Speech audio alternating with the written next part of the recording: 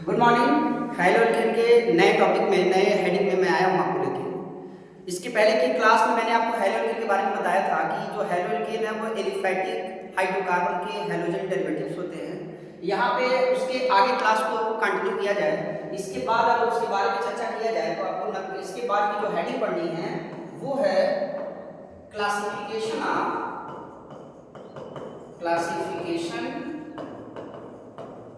Of alkyl halide. बात करनी है आपको कि एल्किल हैलाइड या हेलो एल्केन को कैसे क्लासिफाई करेंगे। तो क्लासिफिकेशन का जो बेस है पहला वो है on the basis of number of halogen atoms. On the basis of number of halogen atom it means अगर किसी ऐसे एल्किल हैलाइड में जिसमें हैलोजन एटम्स की संख्या एक है, यानी एक हाइड्रोजन एक हैलोजन द्वारा अगर सब्स्टिट्यूट होगा तो फिर वो मोनो हैलो एल्केन बनता है।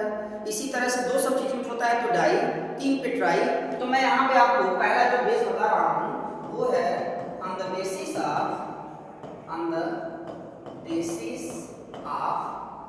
number of halogen atoms,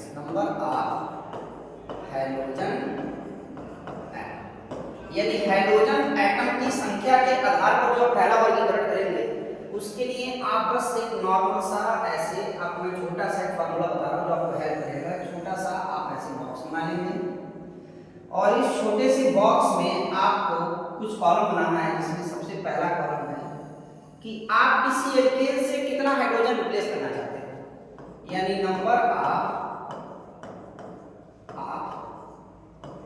replaceable hydrogen atom. उसके बाद होगा, इसके बाद का जो अगला होगा वो होगा इनका जो क्लास होगा वो कौन सा होगा। क्लास के बाद हो जाएगा कि जनरल फार्मूला क्या बनेगा, और जनरल फार्मूला के बाद अगले कॉलम में आप लिख पाएंगे एग्जाम्पल। अब अगर यहाँ पर आप चाह रहे हो कि हम जैसे कि अगर यहाँ बोला जाए कि मान लीजिए कोई एल्केन है और अगर एल्केन से आप एक हाइड्रोजन रिप्लेस करते हो तो सबको पता है कि ये बन जाता है एल्कीन। और जब एक एल्कीन हटेगा और मान लो आप एक हैलोजन लाना चाह रहे हो तो ये बनेगा mono hello alkene. It means one hydrogen atom replaced from alkane by halogen, then compound will be obtained said to be monohalo alkane। तो अगर मैं चाह रहा हूं कि मैं एक हाइड्रोजन हटाऊं तो जो अगला और यहां पे लिखना है बाई हाइड्रोजन यानी x। अगर मैं एक हटाना चाहूं तो एक हाइड्रोजन आएगा तो वो कहलाएगा मोनोहैलो एल्केन। मोनोहैलो एल्केन का जो जनरल फार्मूला होगा वो होगा CnH2n + 1x और एग्जांपल हो जाएगा CH3Cl। इसके बाद आप चाह रहे हो कि मैं चलो दो हाइड्रोजन हटा दूं, तो जब दो हाइड्रोजन हटाओगे तो फिर दो हाइड्रोजन आएगा, क्योंकि जितने हाइड्रोजन हटेंगे, जितने हाइड्रोजन रिप्लेस होंगे उतना ही हाइड्रोजन आएगा, क्योंकि हाइड्रोजन ही आ रहा है, वही हाइड्रोजन को रिप्लेस करना है। Then the number of hydrogen replaceable by the hydrogen is 2। तो यहाँ पे कहलाएगा ये डाई हैलो एल्केन।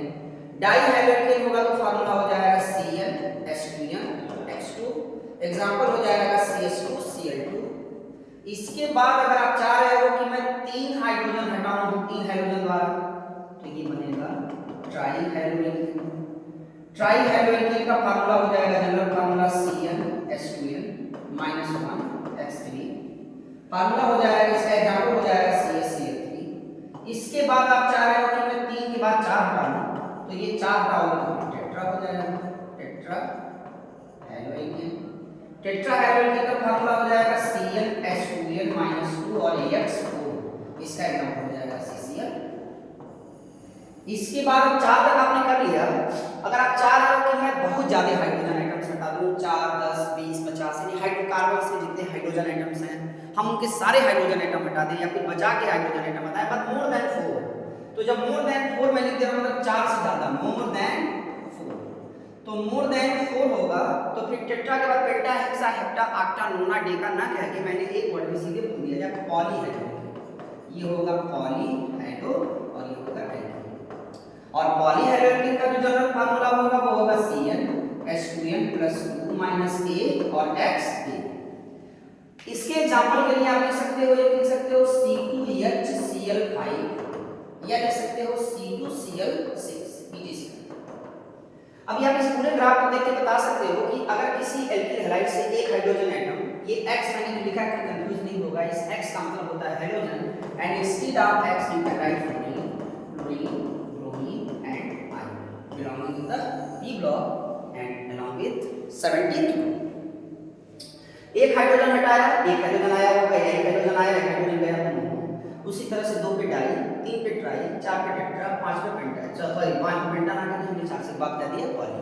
अब ये एग्जांपल के साथ आप देखो, ये जो मैंने सामने एग्जांपल बनाया हुआ है, अगर इस एग्जांपल को आप ध्यान से देखो तो इस एग्जांपल को देख के आप कह सकते हो कि सर ये जो एग्जांपल है, इस एग्जांपल के बेस पे मुझे थोड़ा सा बता दो कि ये एग्जांपल कैसे फिट करेंगे, कैसे यहाँ पे बैठेगा। तो इसके लिए हम नेक्स्ट पेज पे आएंगे। यहाँ पे मैं आपको जनरल फार्मूला बता रहा हूँ। मान लो आपने लिखा है CnH2n और +1 और ये लिख दिया X। अब ये CnH2n1X जो आपने लिखा है, इसमें मैं क्या कर रहा हूँ, n की वैल्यू कर दे रहा हूँ 1, या n की वैल्यू जितना चाहो 1 2 3 जितना भी, क्योंकि n की उतनी ही वैल्यू रखना है जितना कि आपको कार्बन लेना है। तो n की वैल्यू मैंने 1 रखा है, फार्मूले में लाके रखेंगे C, n की जगह पे होगा 1, फिर H है 2 into 1, फिर फार्मूले में 1 का 1 कर लेंगे और यहाँ पे X कर लेंगे। तो ये आपका फार्मूला बन जाएगा 2 into 1 2 हो जाएगा, जोड़ेंगे 1 3 हो जाएगा। ये फार्मूला सामने बन के आएगा CH3 और ये हो जाएगा आपका X। तो CH3X और X की जगह पे मैंने बोला चाहो तो आप Cl ले लो, तो X की जगह पे करोगे तो ये हो जाएगा CH3Cl।